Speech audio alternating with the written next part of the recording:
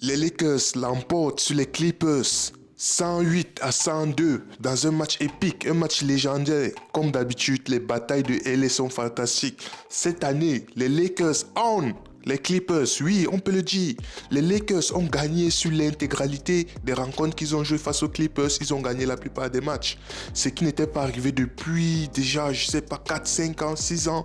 Comme quoi, JJ Redick, il lance un nouveau truc. Les Lakers entament ce match. Ils sont quatrième au classement. À la fin de ce match, ils sont deuxième de la conférence Ouest. Je ne sais pas si vous vous rendez compte. Les Lakers qui ont tradé Anthony Davis, des Lakers qui ont un Luka Doncic qui a 11 matchs, des Lakers qui ont des problèmes à l'intérieur. Les Lakers se retrouvent aujourd'hui deuxième. C'est une dinguerie. C'est énorme ce qui se passe, vous ne vous rendez pas compte. Les Lakers qui entament ce match contre les Clippers, je ne vais pas dire un back-to-back, parce que, oui, c'est un back-to-back, disons, c'est un back-to-back. Lors du dernier match, on les a affrontés et on les affronte de nouveau. Donc, les Lakers ont dominé les Clippers. Cette fois, je ne vais pas dire du début jusqu'à la fin, parce qu'on s'est fait peur à un moment, il est bien vrai de dire ça, mais dans l'ensemble, ces Lakers sont magnifiques. Défensivement, c'est un mot que je me surprends à dire à chaque fois que je fais la review des Lakers maintenant. Défensivement, c'est exceptionnel. Les Lakers qui ont commencé ce match avec l'absence de Rui Hachimura blessé, l'absence de Austin Reeves blessé, ça fait deux joueurs cadres, deux joueurs majeurs de notre starting five qui sont absents. Qu'est-ce qu'on a fait? On est obligé de s'adapter, on est obligé d'intégrer de nouveaux joueurs dans la rotation. Et dans le cas d'espèce, c'était Dorian Finney-Smith qui a débuté avec Gabe Vincent. Dorian Finney-Smith à la place de Rui Hachimura et Gabe Vincent à la place de Austin Reeves. Mais alors, les Lakers qui ont commencé ce match, cette mi-temps, à 3 points, exceptionnel. On ne ratait quasiment rien à 3 points. Les Lakers qui offensivement déroulaient. Les Lakers ont écrasé, je suis désolé de le dire, mais c'est vrai, les Lakers ont écrasé les Clippers au début du match, malgré le fait que, encore une fois, ça fait longtemps que je ne l'ai pas dit lors de mes reviews, les turnovers. Les Lakers. Vous vous rendez compte qu'au premier quart-temps, les Lakers avaient 10 turnovers au premier quart-temps. LeBron James et Luka Doncic, il suffisait qu'on les blitz, pour ceux qui ne connaissent pas, qu'on les double, et c'est bon, ils jettent la balle, ils perdent la balle, ils paniquent en fait, ils paniquent.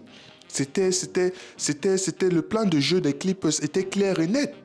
On enlève la balle des mains de Luka. On enlève la balle des mains de LeBron dès que possible. Ce sont les autres qui vont nous battre, pas ces deux-là. Et leur plan a quasiment bien réussi. Mais alors, LeBron James, Luka Doncic, ce sont des monstres. Luka Doncic, à un moment donné, il enchaînait step back sur step back à 3 points. Il mettait des trucs de l'espace. Premier tri sur Zubac. Zubac a la main. Non seulement c'est le plus grand du parquet, et il soulève encore sa main. Luka, il shoot au-dessus de sa main et sa hand splash. Il a enchaîné 3 points magnifiques. LeBron James, les drives. LeBron James, les passes. Luka, les passes. Mais alors, les role-players. Dalton Connect. Comme quoi, je le dis ici chaque jour, il y a un truc qui est en train de devenir une normalité du côté des Lakers. Le banc des Lakers est un banc très très efficace. Le banc des Lakers offensivement, la plupart du temps maintenant, on outscore le banc adverse. Lors du match, que ce soit contre les Clippers, que ce soit lors de nos 3, 4, 5, 6 derniers matchs et j'en passe, la plupart du temps, notre banc a toujours plus scoré que le banc adverse. Pourquoi? Parce que tout le monde est impliqué. Que ce soit Dalton Connect, comme j'ai dit, Connect, il a connecté ce soir. À un moment donné, il était à 3 sur 3. Après, il est parti à 4 sur 4. Ou un truc 4 sur 4 ou 4 sur 3. Après, il a fini à 5 sur 4. Ah, au premier quart-temps. Non, au premier quart-temps ou à la première mi-temps. Attendez que je ne m'avance pas. 4 sur... Oui. 4 sur 5 à 3 points à la première mi-temps. 15 points en première mi-temps. Si je me rappelle, 12 points. 4 sur 5, 12 points. Et il a mis un 2 points. Oui, 14 points à la première mi-temps. Connect était à 14 points. Ça, généralement, c'est ce que comment on l'appelle, Austin Reeves nous apporte lorsqu'il joue. Mais comme n'était pas là un autre joueur à step up. C'est pour ça que je dis ce banc des Lakers est formidable. Que ce soit Gabe Vincent, que ce soit Jared Vanderbilt, je vais revenir sur Jared Vanderbilt, que ce soit Trey Jamison III. Trey Jamison III, ce n'est pas un pivot exceptionnel. Il ne fait pas partie des 10 meilleurs pivots de la ligue, ni des 15 meilleurs pivots de la ligue, mais le peu de temps de jeu qu'il a, il rentabilise. Offensivement, il apporte. Dans l'impact, il est là. Dans l'intensité, il est là. Certes, il ne le fait pas toujours de la meilleure des manières, mais l'effort est là. La volonté est là. Il essaye, il fait de son mieux et on apprécie. Certes, il s'est retrouvé très tôt avec des problèmes de faute. Il était à 2-3 fautes au premier quart-temps ou à l'entame du deuxième quart-temps, si je me souviens bien. Mais malgré cela, il a persisté, il a continué. Shake Milton est entré. On ne lui demande pas beaucoup, on ne lui demande pas de faire une Austin Reeves, on ne lui demande pas d'être balle dominante, on ne lui demande pas. Fais juste ce que tu fais de mieux. Tu montes la balle, tu te places dans ton corner, la balle arrive, tu shootes. Il a fait de son mieux. Défensivement, tu fais de ton mieux. Et franchement, il a compris sa mission. Il a compris ce qu'il a fait et il a exécuté à la perfection. Maintenant, la défense collective des Lakers. La défense collective des Lakers. Que ce soit Dorian Finney-Smith, que ce soit LeBron James, que ce soit Jackson Hayes, que ce soit Gabe Vincent, que ce soit Jared Vanderbilt. Deuxième quart-temps. Lors des 7 minutes 35 secondes plus exactement du deuxième quart-temps, les Clippers n'ont pas mis un point. Les Clippers, c'est-à-dire de la 12e minute du deuxième quart-temps à 7 minutes 35 du deuxième quart-temps, les Clippers, à partir de 7 minutes 35 jusqu'à la fin du deuxième quart-temps, les Clippers n'ont plus marqué. Les Clippers n'ont plus scoré. Tellement c'est inédit, ma langue fouche. Je suis en train de dire les Lakers. Tellement je veux pas dire c'est l'émotion, mais calmons-nous. C'est-à-dire, de la 7 minutes 35 secondes du deuxième quart-temps jusqu'à la fin du deuxième quart-temps, les Clippers n'ont plus marqué. 0 point en 7 minutes 35. Je ne sais pas si vous vous rendez compte, défensivement, le travail que les Lakers abattent. Une défense collective. C'est vrai, à l'intérieur, on est fragile, c'est vrai. Jackson Hayes, ce n'est pas le plus costaud des intérieurs, ce n'est pas le plus versatile des intérieurs, on peut le dire. Trey Jamison III qui entre, ce n'est pas non plus un pivot d'exception, mais l'impact collectif, que ce soit Dorian Finney-Smith qui est toujours dans tes pattes, il y a toujours une main qui traîne, il met des pressions défensives. LeBron James qui met des pressions défensives. Jackson Hayes qui essaye, qui se bat pour dissuader. Il est là à la dissuasion, il est là en second rideau pour bloquer les shoots lorsqu'il le peut. Gabe Vincent toujours dans tes pattes. Jared Vanderbilt, à un moment donné, je me plains ici chaque jour que les troisièmes quart-temps sont les pires quart-temps des Lakers. Les troisièmes quart-temps, ce sont les quart-temps où on n'arrive jamais à se gérer. Ce sont les quart-temps où lorsqu'on a l'avance, on perd généralement cette avance, ou on réduit cette avance au minimum. Ce sont les quart-temps, c'est le quart-temps où généralement les Lakers ne voient pas le jour. Mais ce troisième quart-temps de ce match spécifique face aux Clippers, les Lakers ont éteint les Clippers. Je suis désolé de le dire. Les Lakers ont éteint les Clippers et ça se manifeste par une personne. Bizarrement, je n'ai pas parlé de Luka Doncic, je n'ai pas parlé de LeBron James parce que je vais y revenir après. Mais je reviens au troisième quart-temps. Les Lakers ont éteint les Clippers et ça se traduit, ça se manifeste, ça se symbolise par une personne, Jared Vanderbilt. Exceptionnel. Je l'ai dit ici lors du dernier débrief. Les Lakers ont énormément de problèmes au rebond défensif ou offensif. Ils ont énormément de problèmes à garder la balle. Quand bien même ils essayent de prendre le rebond, à un moment donné, ils s'entremêlent, ils s'entrechoquent, ils ne sont pas concentrés. La balle se retrouve toujours dans les bras de l'attaquant adverse. Mais dans ce cas-là, Jared Vanderbilt était partout. Jared Vanderbilt était au rebond défensif. Jared Vanderbilt était au rebond offensif. Jared Vanderbilt était dans les putbacks. Jared Vanderbilt était dans la provocation. Jared Vanderbilt était partout. Faut saluer ce monsieur. On va voir le box score. C'est vrai, on va voir 22 minutes, 9 rebonds.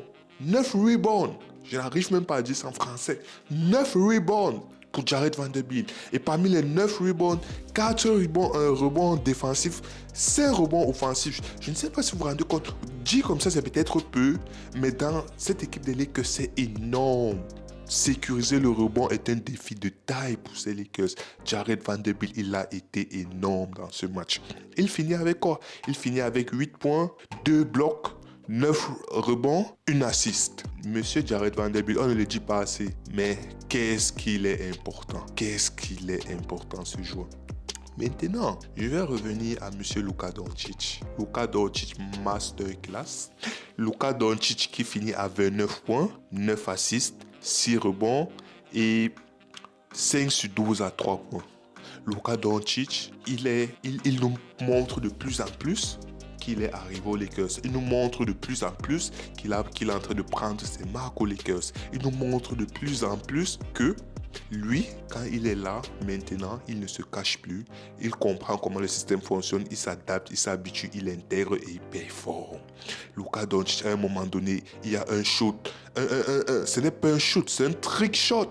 C'est un trick shot. Pourquoi? Il est sur le côté, l'aile gauche. Il est sur le côté, l'aile gauche de la défense des Clippers. Il y va, il pénètre main gauche. 3 joueurs off balance, quasiment derrière le backboard. Il lance la balle, ça entre and one sur James Harden. Qu'est-ce que vous voulez faire? Lorsque Luka est dans cet état d'esprit, lorsque Luka Doncic est dans cette zone-là, il n'y a plus rien à faire. Et il les prenait à toutes les positions. Il faisait de ce qu'il voulait. Que ce soit 3 points, il met des step back de l'espace. Pénétration, il s'arrête, il pull up mid-range, 2 joueurs sur sa gueule, c'est pas son problème. Il kiss de glace, comme disent les Américains. Il shoot avec la planche, ça entre. Luka Doncic, top performance. LeBron James, malheureusement, LeBron James, il n'était pas trop en dedans dans ce match. Il n'a pas fait une performance exceptionnelle. À 3 points, c'était compliqué. Il a fini avec 1 sur 5 à 3 points, si je ne me trompe pas. LeBron James, 1 sur 6 à 3 points, 17 points, 9 assists, 5 rebonds. Ce n'était pas un des plus grands matchs de LeBron James. Mais alors, les moments les plus décisifs, les moments les plus compliqués, lorsqu'on avait besoin d'aide, LeBron James, il répondait présent. À 35 secondes de la fin du match, en sachant que le score, c'est 102 à 106, si je ne me trompe pas, 102 à 107. Luka Doncic a eu à causer un turnover qui aurait pu être critique. Mais alors, qui est là pour rattraper son erreur? Qui est là pour combler, comment dire, qui est là pour masquer la blessure? Qui est là pour éteindre l'incendie? Monsieur LeBron James. Block by James. Block by James. C'est pour vous dire. Il n'a pas fait un match exceptionnel. Il a raté énormément. Il a chuté un pourcentage catastrophique. Il était à combien? 4 sur LeBron James. Il était à 4, 5 sur 11. 5 sur... C'est combien? Il a chuté à 35% en gros. Il a chuté à 35%. Mais alors, les quelques shots, les quelques actions, les quelques points qu'il a mis, tous ces points étaient importants. Tous ces points étaient énormes. Le block by James à la fin, ça aurait pu remettre les Clippers dans le match. Mais James, il était là. Il a éteint l'incendie et derrière, les Clippers n'ont pas pu capitaliser. Et c'est ainsi que les Lakers l'emportent 102 à 108. 108, 107, c'est même plus 102 à 108. Un LeBron James magnifique. Magnifique. 40 ans. Celui qui n'a pas vu le match, il vient voir le box score, il va voir, ouais, LeBron James, 17 points, oui, c'est quoi? 17 points, c'est vrai. LeBron James, les turnovers, 8 turnovers. Je n'arrête pas de pleurer cette histoire de turnover. On avait réussi à rétablir l'équilibre lors des derniers matchs, mais ce match, on s'est à un moment donné embrouillé, perdu, et on causait des turnovers à une vitesse alarmante, mais on s'est très vite calmé. Luka Doncic, 6 turnovers. LeBron James, 8 turnovers. À eux deux, ils sont à 14 turnovers. C'est vrai. 14 turnovers sur 16 turnovers au total. C'est vrai. Ils ont dérangé. C'est vrai, ils n'ont pas pris soin de la balle. Mais quand il le fallait, ils ont step up. C'est les Lakers qui ont commencé la soirée, ils étaient quatrième. Ils finissent la soirée, ils sont deuxième de l'Ouest. La conférence la plus difficile de ces 2, 3, 4, 5, 6 dernières années, je ne sais pas, mais la conférence la plus difficile de ces 5 dernières années au à minima. C'est les Lakers qu'en début de saison, on disait ils n'étaient même pas sûrs de se qualifier en playoff. Aujourd'hui, ils sont deuxième de la conférence Ouest. Cette conférence Ouest, je ne sais pas si vous vous rendez compte de la dinguerie. Je ne sais pas si vous vous rendez compte de l'exploit. Je ne sais pas si vous vous rendez compte du travail que JJ Redick est en train d'abattre. Mais cet homme, ce grand homme, il est énorme. JJ Redick, LeBron James, Luka Doncic, Jared Vanderbilt.